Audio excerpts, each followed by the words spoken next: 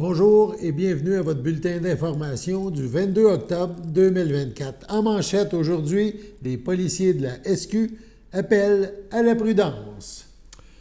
Donc, on débute par une nouvelle qui date du 16 octobre dernier. Les policiers de la Sûreté du Québec, le poste de la MRC de Masquinongé, donc voisin de chez nous, ont intercepté un fraudeur alors qu'il s'apprêtait à récupérer des milliers de dollars auprès d'une personne aînée. Le suspect a été arrêté dans un stationnement du boulevard Saint-Laurent à Louisville.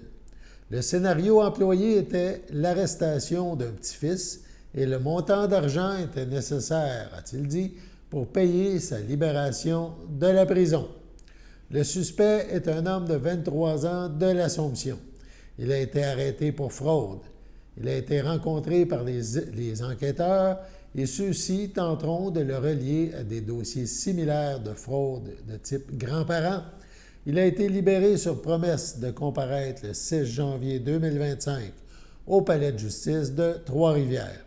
Il lui est également interdit de se trouver dans la MRC de Masquinongé et d'autres conditions lui ont aussi été imposées. On en profite pour faire un rappel des consignes de sécurité. La collaboration des citoyens, des commerçants, des institutions financières est essentielle dans la lutte à ce fléau qui fait perdre des milliers de dollars quotidiennement et principalement à des aînés. Les policiers sollicitent donc votre collaboration lors de l'observation d'une personne suspecte. Notez une brève description de celle-ci. Le sexe, l'âge approximatif, la couleur de l'habillement, les signes particuliers tels que les tatouages, cicatrices, vêtements ou bijoux. Pour les véhicules suspects, relevez en premier lieu le numéro d'immatriculation ainsi que la couleur et la marque du véhicule. Contactez les policiers en composant le 911. La vigilance des commerçants est demandée par rapport à des achats ou des transactions de grande valeur dans leur commerce. Vérifiez les noms qui se trouvent sur les cartes utilisées, cartes de crédit entre autres, pour faire des achats et, en cas de doute, composez le 911. La Sûreté du Québec vous rappelle les bons réflexes à adopter pour prévenir une fraude. Soyez vigilants lorsque vous recevez un appel d'un soi-disant conseiller, enquêteur ou représentant du gouvernement. Méfiez-vous si vous recevez un appel ou un courriel d'un membre de votre famille qui a besoin d'aide, exemple un petit-fils, une nièce, etc. Confirmez la situation en parlant à d'autres proches. Vous pourriez être en présence d'un fraudeur. On vous demande de confirmer ou de donner vos informations personnelles et bancaires. Méfiez-vous de donner aucun renseignement personnel ou bancaire au téléphone. Les fraudeurs peuvent commencer le rappel en vous demandant de confirmer votre identité à l'aide de renseignements déjà en leur possession. Le but, vous mettre en confiance. Simple, raccrochez. Prenez un moment de recul. Retrouvez le numéro de téléphone officiel de l'organisme qui vous a contacté. Appelez-le. Vérifiez la validité de la demande qui vous est adressée. Ne rappelez jamais un numéro de téléphone transmis par votre interlocuteur. Également, ne supposez jamais que le numéro de téléphone sur votre afficheur est exact. Les fraudeurs utilisent des logiciels ou des applications pour tromper leurs victimes. Le numéro de l'appel peut également être masqué. On vous demande de remettre vos cartes et vos NIP dans une enveloppe, peu importe la raison, exemple dans le temps de la pandémie, eh bien refusez. N'ayez pas peur de dire non et raccrochez. Les fraudeurs peuvent hausser le ton, se montrer insistants ou recourir à de fausses menaces pour obtenir votre coopération. Gardez en tête qu'aucune institution financière ou organisme du gouvernement ne procède ainsi. Pardon. Vous recevez un appel d'un soi-disant membre de votre famille, on l'a dit, petit-fils, nièce, en situation de détresse, accident d'auto, détention, hospitalisation, et invoquant un besoin urgent d'argent. On vous demande surtout de n'en parler à personne. Eh bien, méfiez-vous. Prenez un moment de recul, n'envoyez pas d'argent. Ne transmettez pas votre numéro de carte de crédit. N'achetez aucune carte prépayée, exemple des cartes iTunes. dans le but de fournir à votre interlocuteur le code de ces cartes. Validez l'histoire qui vous est présentée, identité de la personne avec qui vous communiquez, en appelant des parents, un autre membre de la famille ou des amis.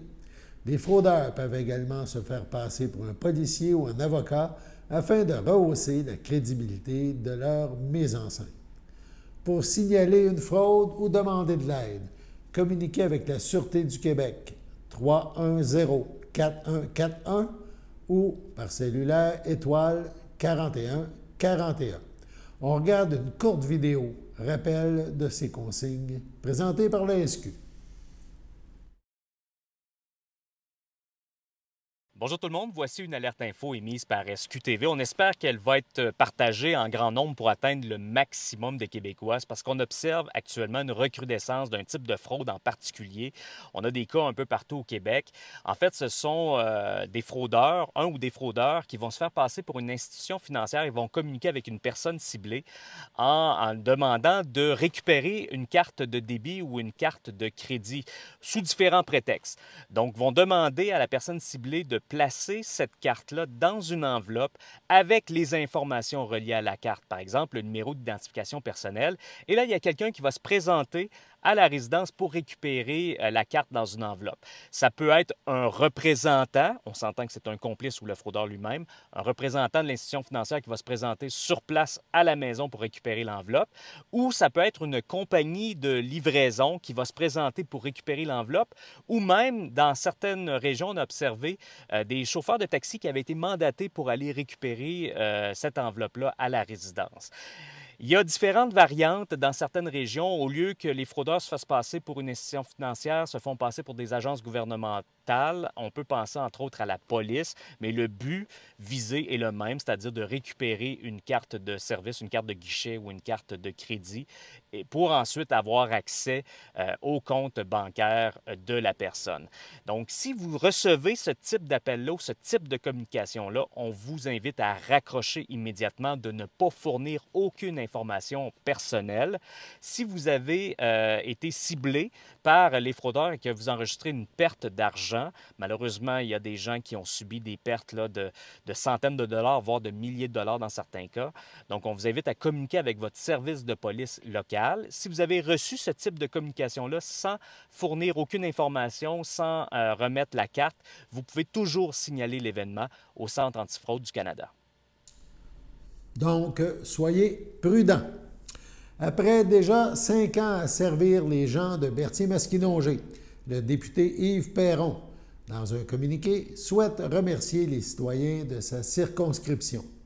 5 ans, ça passe vite, dit-il. À chacune des journées de ces 5 ans, j'ai tenté de demeurer conscient du privilège qui m'est offert de pouvoir représenter nos gens au gouvernement. Il y a 5 ans, je me suis engagé à être à la hauteur de la confiance accordée et je garde ça en tête à chaque moment, a-t-il mentionné. Il poursuit au cours de ces années, plusieurs dossiers sur lesquels il s'est penché ont avancé, dit-il. C'est notamment le cas de l'érosion des berges, où une belle cohésion régionale a été créée pour faire bouger le dossier, souligne-t-il. Il ajoute « Je suis heureux de voir les citoyens et plusieurs élus municipaux faire preuve d'un leadership impressionnant. Nous venons de faire adopter le rapport du Comité permanent des transports qui recommandait de relancer le programme de protection des berges abandonné par le fédéral il y a longtemps.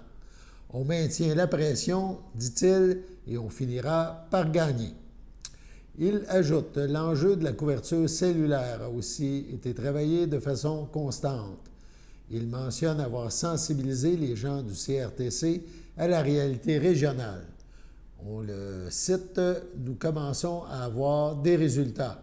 Des chantiers sont en cours, d'autres sont en planification. » La machine gouvernementale, on le sait, bouge lentement.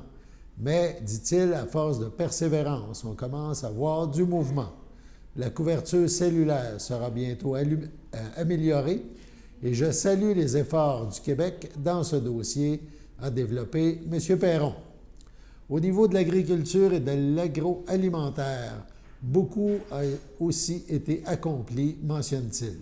Le député a réussi à mettre à l'ordre du jour plusieurs études au Parlement pour sensibiliser le gouvernement, notamment sur l'enjeu des pollinisateurs ou sur le soutien aux agriculteurs pour l'adaptation au changement climatique, en plus du projet de loi sur la gestion de l'offre qui est actuellement au Sénat. Il se dit fier du travail accompli, mais le député ne s'assied pas sur ses lauriers. Il y aura encore beaucoup à faire pour défendre les intérêts des gens de Berthier-Masquinongé, dit-il. Au-delà de tous les dossiers sur lesquels je suis amené à travailler, je me garde du temps pour rencontrer les gens et participer à une foule d'événements. Parce que pour bien représenter nos gens, il faut bien les connaître.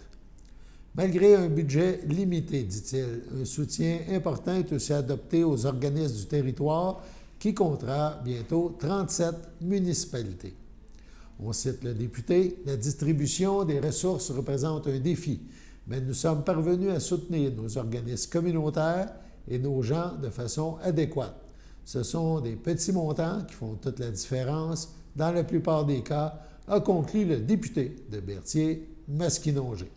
Sur ce, allons à la pause. Votre station de télévision de Berthierville vous invite cordialement à son bingo hebdomadaire télédiffusé tous les samedis matins dès 9h30.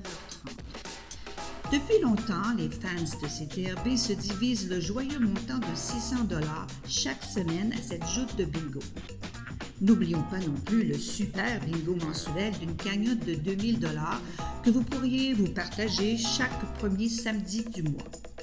Un moment de fébrilité qui pourrait devenir payant pour plusieurs d'entre vous.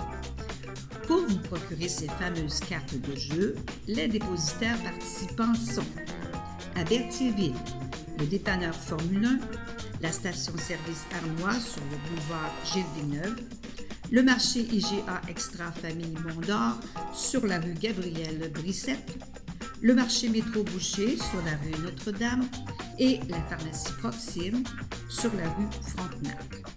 À Saint-Ignace de Loyola, le dépanneur Proxy sur la rue de la Traverse, la boucherie Aldo sur le rang Saint-Michel.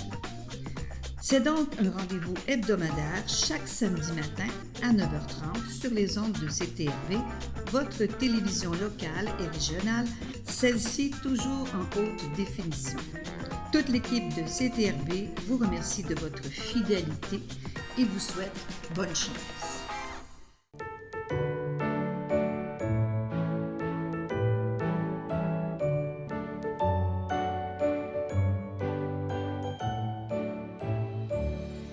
En ce 22 octobre, la FADOC de l'île du Pas désire souhaiter bonne fête à Rachel Saint-Pierre.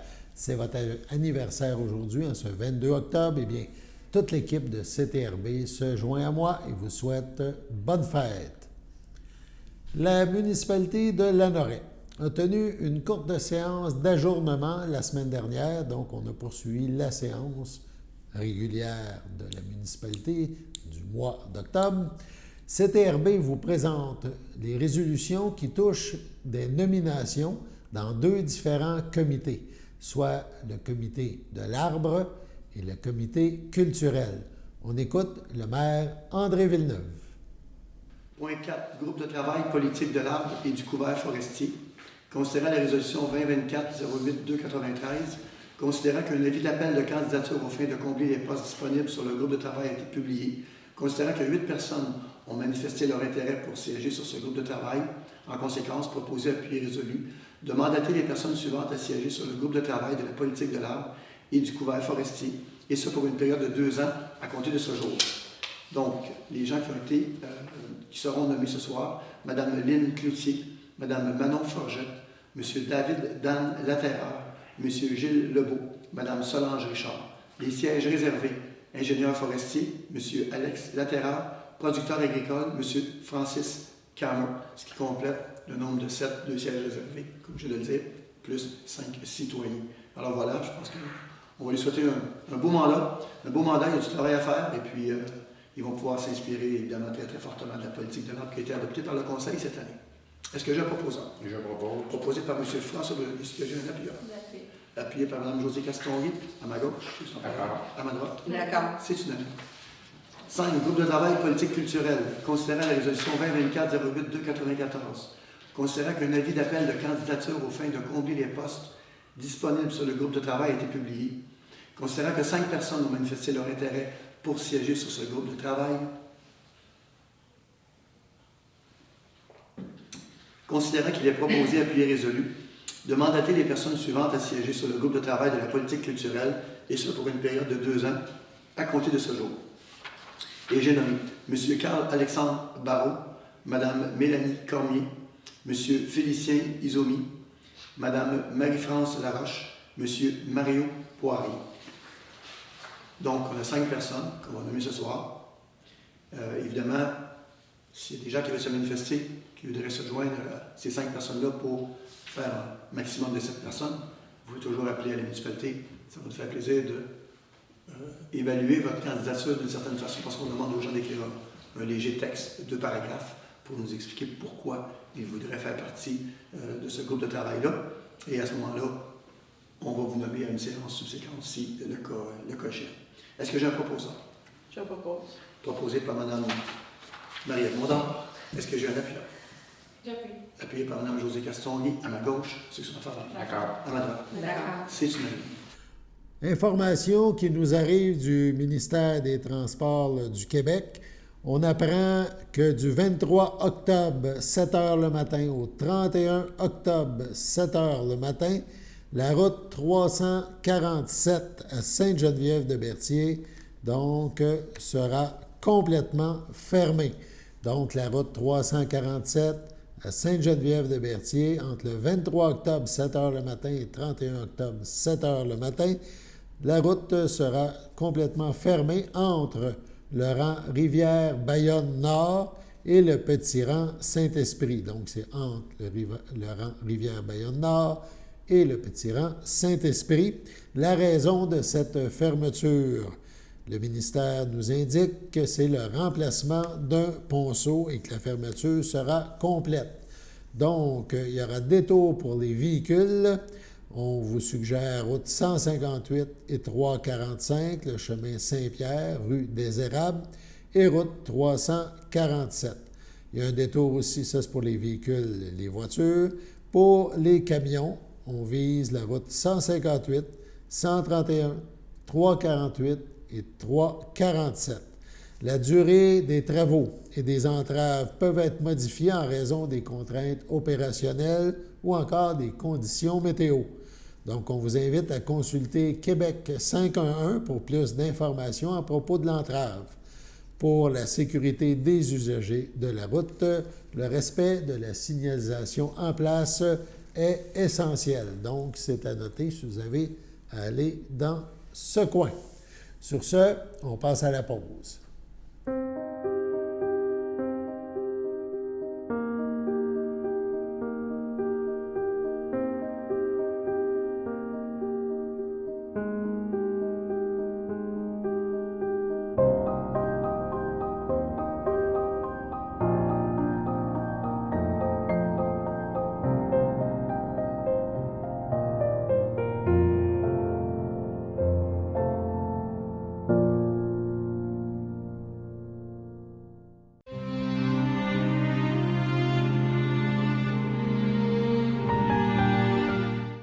À l'hôpital de Lanaudière, le 16 octobre, est décédé à l'âge de 88 ans M. Rénal de Bacon, demeurant à Berthierville.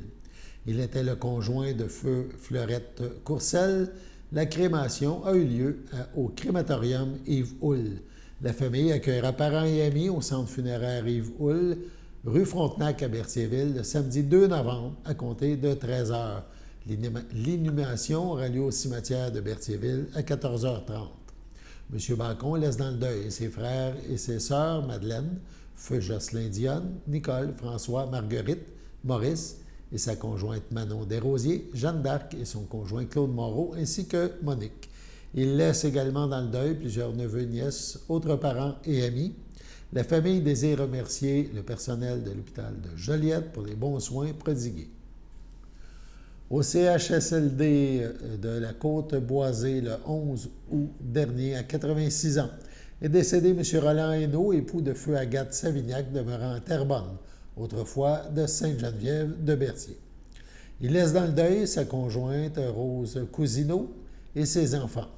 Laurent Hainaut, Chantal Sylvestre, Sylvain Hainaut, Francine Chaperon, Francine Hainaut, Benoît Gauthier, Nathalie Hainaut, ses petits-enfants, Jimmy, Alex, Chanel, Samuel, Noémie et William Zachary Hainaut, Pascal, Isabelle et Francis Hainaut, Benjamin et Alice Hainaut-Lambert, ses arrière-petits-enfants, Olivier et Xavier Durand, Jade et Édouard Hainaut, Abigail, Emma Rose et Élie Caillé, Raphaël Hainaut et Camille Ayotte, ses frères, ses belles-sœurs et beaux-frères, Feu Janine Hainaut, Feu Gérald Baudet, Feu Gertrude Hainaut, Jules Vallière, Feu Jean-Guy Hainaut, Denise Arnois, Feu Bernard Hainaut, Françoise Goyette, Feu Michel Hainaut, Feu Jocelyne Guillemette, Feu Père Roch-Marie, Denis Savignac, Feu Thérèse Savignac, Feu Luc Savignac, Pierrette Olivier,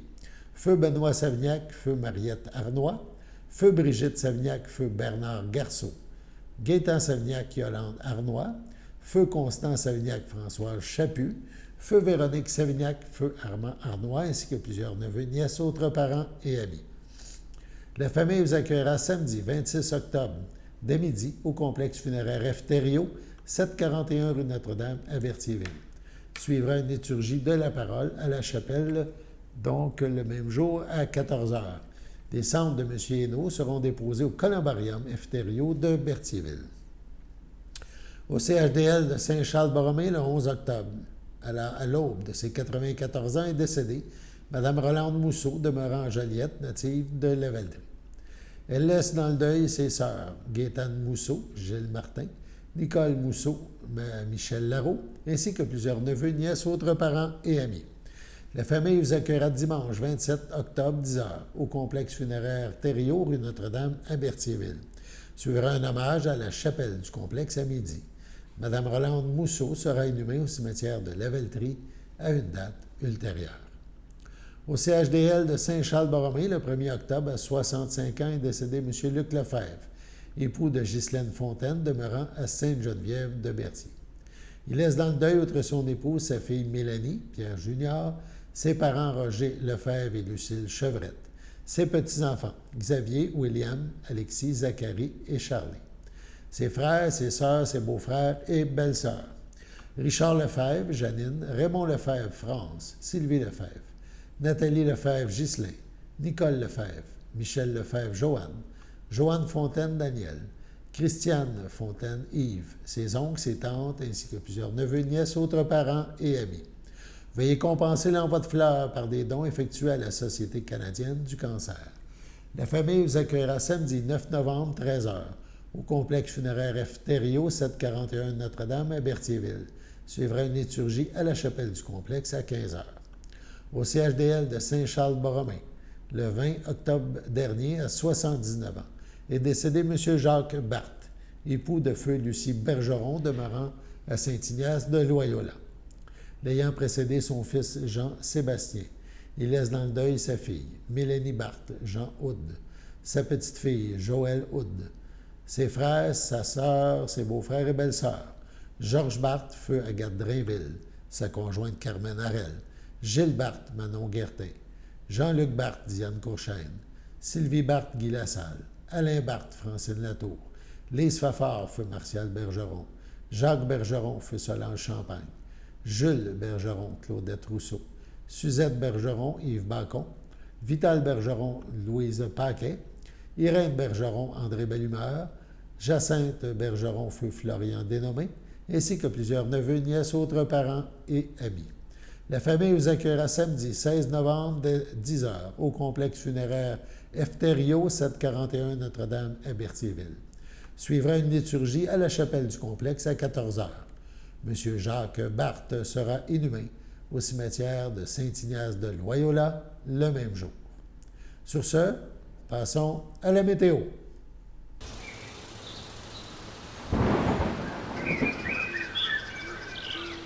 Bienvenue à votre météo de cette semaine. Aujourd'hui, mardi soir, ce sera des passages nuageux.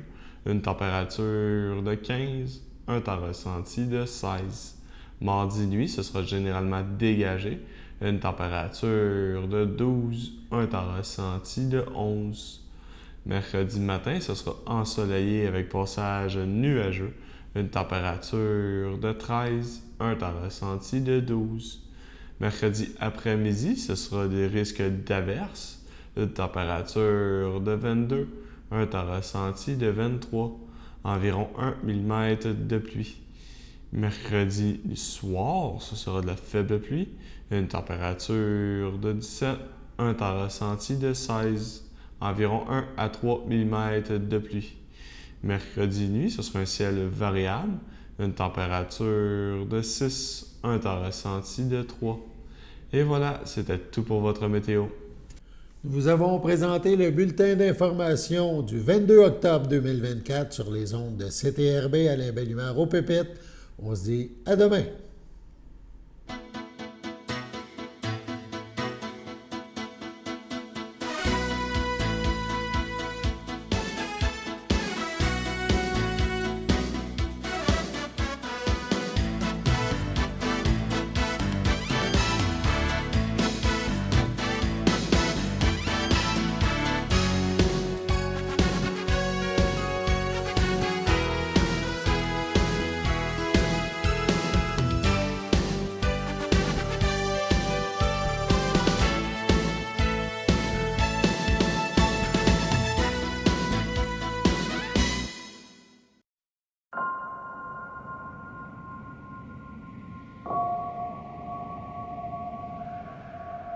Lorsque vous circulez en présence d'une machine agricole, soyez vigilant.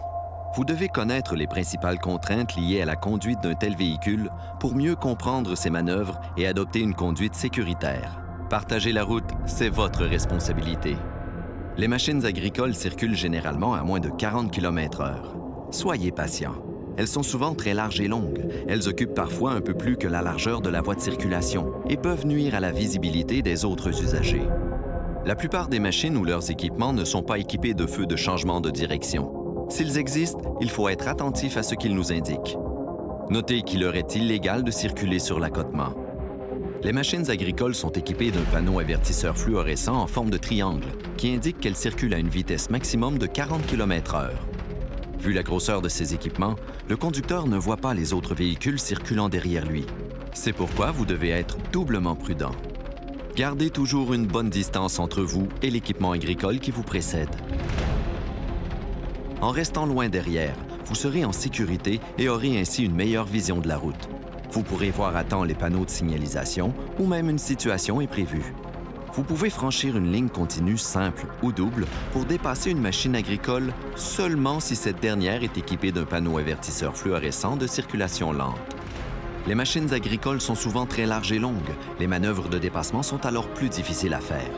Assurez-vous que la voie est libre sur une distance suffisante avant d'amorcer la manœuvre et de conserver une distance sécuritaire avec la machine agricole avant et après le dépassement. Soyez particulièrement vigilants, car le chauffeur du tracteur pourrait tourner à gauche pour s'engager dans l'entrée d'un champ ou d'une ferme.